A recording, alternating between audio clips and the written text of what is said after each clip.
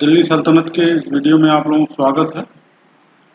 पूर्व वीडियो में हम लोग मोहम्मद बिन कासिम महमूद गजनवी और मोहम्मद गोरी से संबंधित महत्वपूर्ण तथ्यों का अध्ययन कर चुके हैं।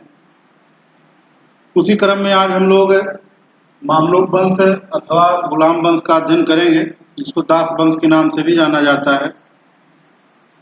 1206 ईस्वी में कुतुबुद्दीन ऐबक ने इसकी स्थापना की और 1290 ईस्वी में क्यूमर्स की मृत्यु के साथ ही दास वंश समाप्त होता है। तो उसी दास वंश से संबंधित कौन सी ऐतिहासिक घटनाएं थी जिनसे महत्वपूर्ण क्वेश्चन बनते हैं, उन्हीं क्वेश्चनों को समझने का प्रयास हम लोग करेंगे।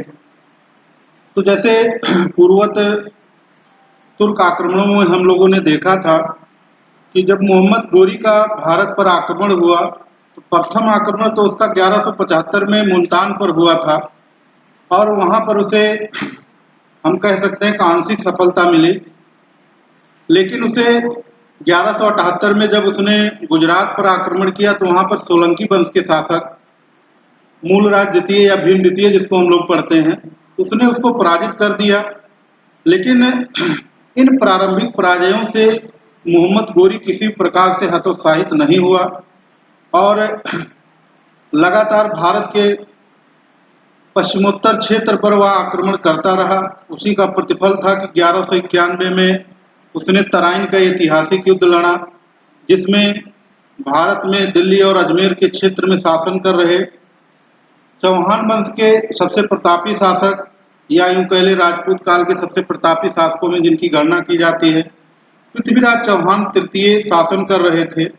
तो तराइन के प्रथम युद्ध में मोहम्मद गोरी पराजित भले हो गया था, लेकिन वह पुनः 1192 में उसी मैदान में पुनः आ डटता है, जिसको हम लोग तराइन के द्वितीय युद्ध के रूप में पढ़ते हैं।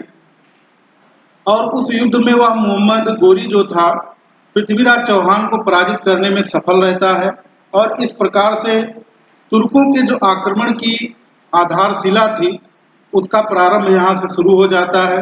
बची खुची जो शक्ति कन्नौज क्षेत्र में राठौर वंश या गाढ़वाल वंश के शासक जयचंद हुआ करते थे, वो कुछ ताकतवर माने जाते थे। तो 1194 में उसने उनको चंदावर के युद्ध में पराजित करके लगभग उत्तरी भारत पर तुर्कों की सत्ता का मार्ग प्रशस्त कर दिया।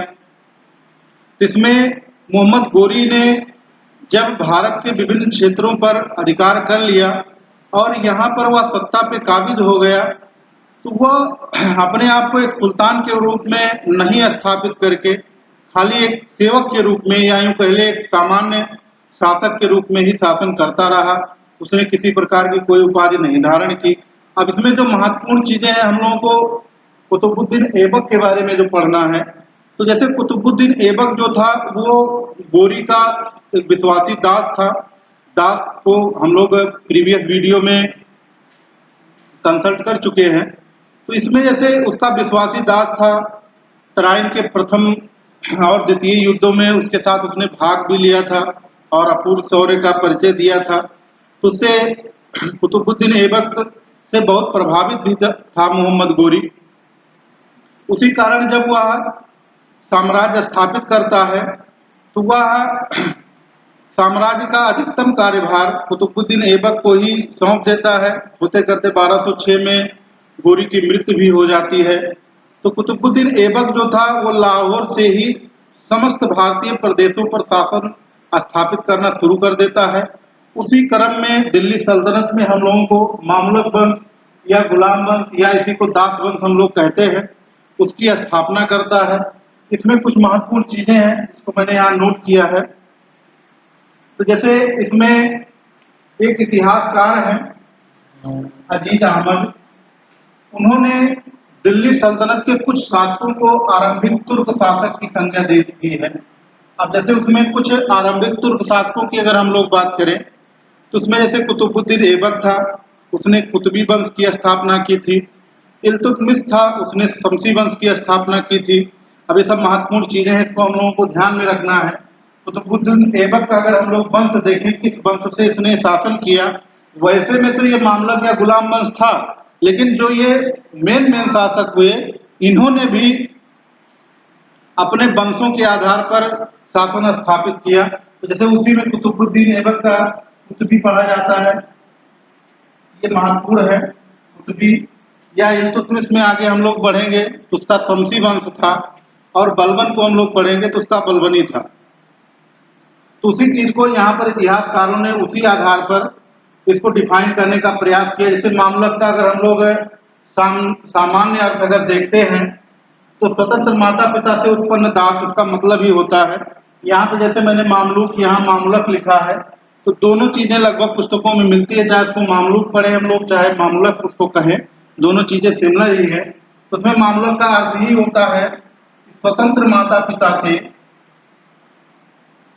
जो उत्पन्न हुए हों, ऐसे जो दास होंगे उन्हीं को मामलक कहा जाएगा। इसीलिए इतिहासकार जो हबीबुल्लाह हैं उन्होंने ये मामलक या मामलूक नाम दिया है। तो उसी में से कुतुबुद्दीन ऐबक आता है। अब कुतुबुद्दीन ऐबक से संबंधित महत्वपूर्ण ऐतिहासिक घटनाओं पर हम लोग ध्यान देने का प्रयास करेंगे। जैसे इसमें पूर्वज में हम लोगों ने देखा कि कुतुबुद्दीन ऐबक जो था वह मोहम्मद गोरी के साथ तराइन के द्वितीय युद्ध में अपूर्व शौर्य को दिखाता है। तो स्वाभाविक था, मोहम्मद गोरी के कोई अपनी वैध संतान तो थी नहीं, क्योंकि वो एक विजेता की नजर से अपने आप को आंकता था। उसी के एवज में विभिन्न दासों को उसने अपने अंडर में किया था, सैन्य प्रशिक्षण और जितनी भी युद्ध कलाएं होती हैं सभी कलाओं का प्रशिक्षण उनको दिया और विभिन्न युद्धों में उनको प्रतिभाग कराया। उसी में से कुतुबुद्दीन ऐबक था। अब इसमें क्या क्या महत्वपूर्ण चीजें हैं कुतुबुद्दीन ऐबक में, जहां से क्वेश्चन बनते हैं। जैसे एक चीज तो हम लोग पढ़ते हैं कि कुतुबुद्दीन ऐबक को सबसे पहले निशापुर के काजी थे, उन्हीं से दास के रूप में मोहम्मद गोरी ने इनको खरीदा था।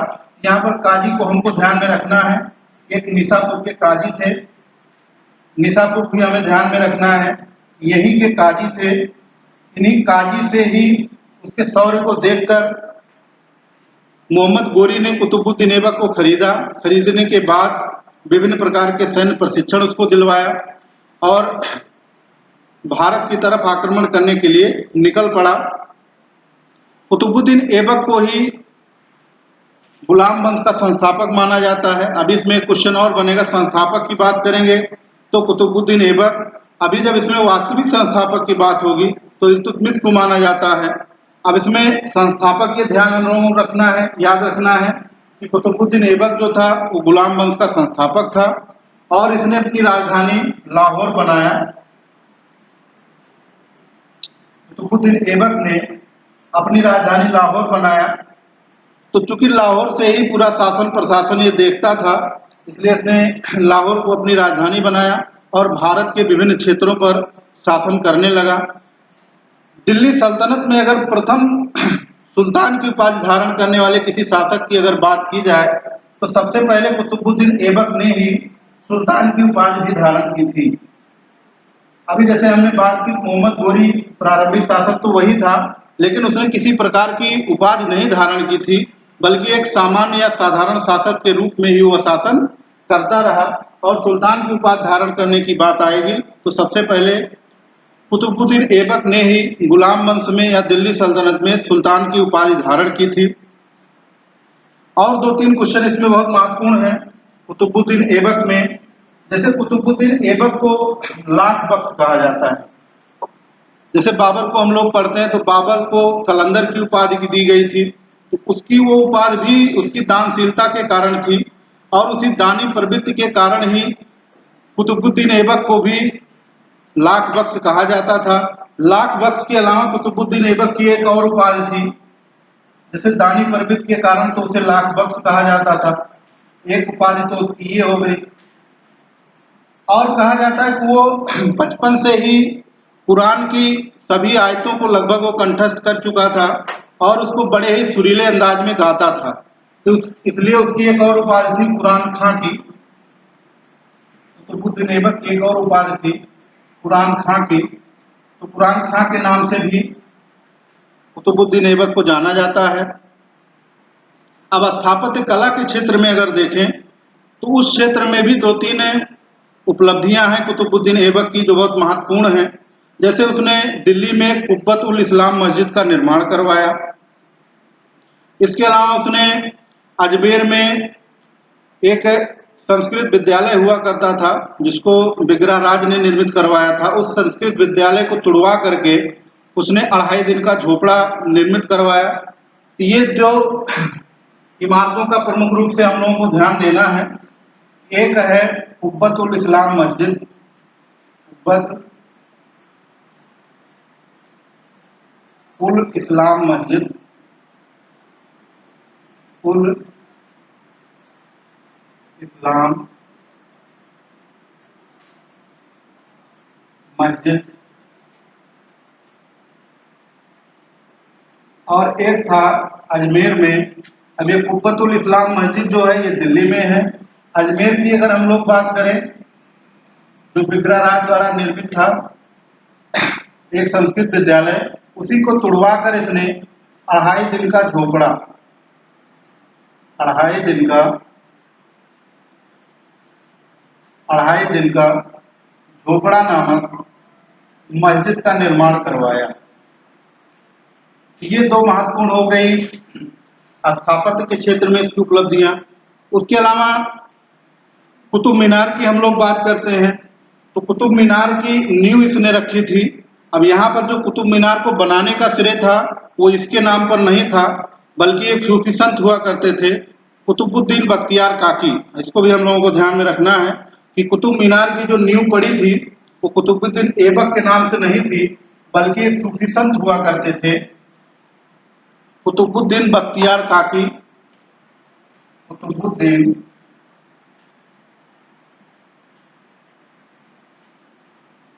कुतुबुद्दीन बख्तियार काकी, बख्तियार काकी। ये जो सूफी संत थे कुतुबुद्दीन बख्तियार काकी, इन्हीं के नाम से इसने दिल्ली में कुतुब मीनार